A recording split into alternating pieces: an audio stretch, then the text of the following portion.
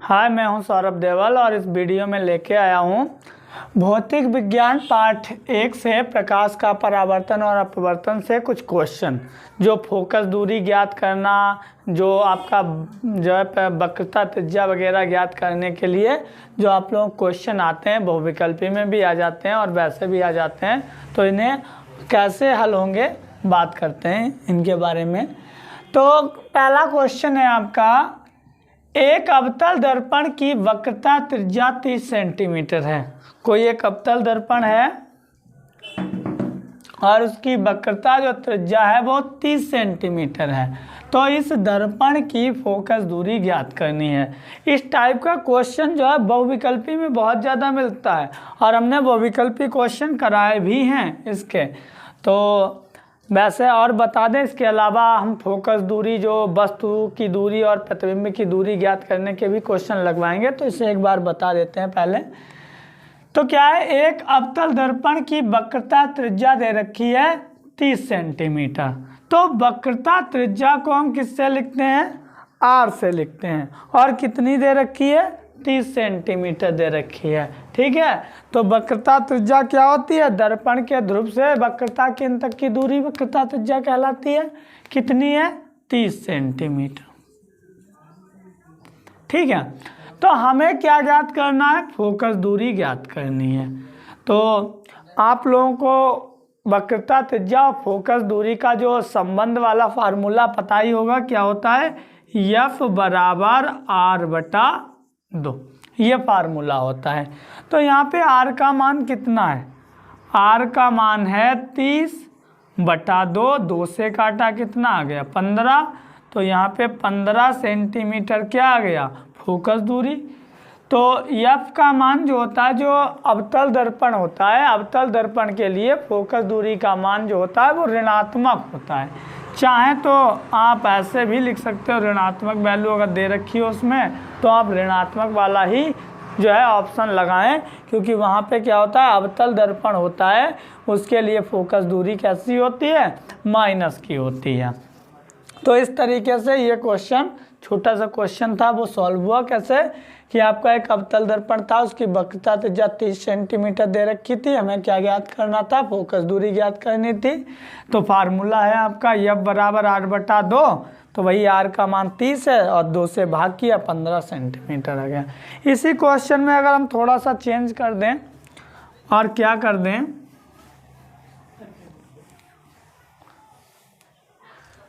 जो है 40 सेंटीमीटर कर दें आपकी वक्रता त्रिज्या।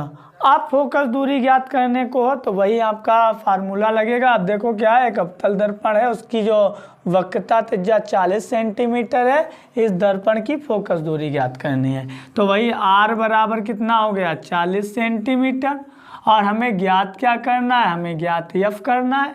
फार्मूला पता है आपको, F बराबर R/2। तो R कितना है? 40 से बटा 2, 2 से भाग किया, कितना आ गया? 20 सेंटीमीटर।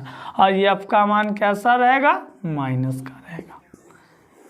बाई चांस क्वेश्चन में क्या होता है, फोकस दूरी दे देता है, ठीक है, और वक्रता त्रिज्या ज्ञात करवा देता है। अब जैसे कोई आपका दर्पण हो सकता है, कैसा? उत्तल, अवतल, कोई भी प्रकार का दर्पण हो सकता है। तो यहाँ पर एक दर्पण है, मान लिया, न्यू क्वेश्चन हम बता रहे हैं इसके अलावा। तो जैसा कि आपका कोई एक दर्पण है, तीसरा, ये दूसरा हो जाएगा, ठीक है। तो एक दर्पण है, एक गोलीय दर्पण की फोकस दूरी, फोकस दूरी जो है 7.5 सेंटीमीटर है। इस दर्पण की वक्रता त्रिज्या ज्ञात कीजिए। देखो, एक गोलीय दर्पण की फोकस दूरी दे रखा है। गोलीय दर्पण आपका कैसा भी हो सकता है, अवतल हो सकता है, उत्तल भी हो सकता है। तो हमें माइनस प्लस से मतलब नहीं होगा यहाँ पे।